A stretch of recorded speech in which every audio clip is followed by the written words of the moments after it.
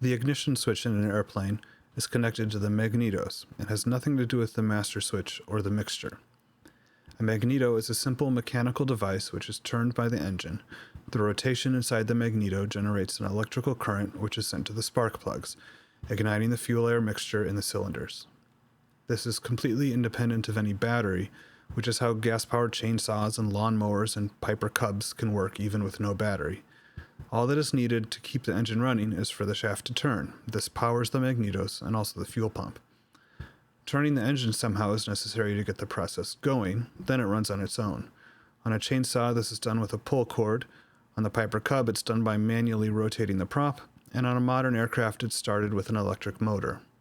Sometimes, though, it's not ideal for the engine to fire up when the drive shaft is rotated, when moving the prop to hook up a tow bar, for example. For this case, an ignition switch is installed. The ignition switch doesn't actually disconnect anything when switched to off, though. What it does is hook up the electrical output of the magneto to a ground wire.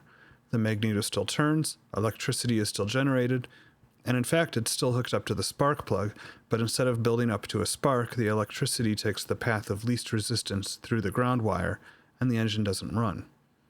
If this grounding wire is broken, the engine would continue running no matter the position of the ignition switch.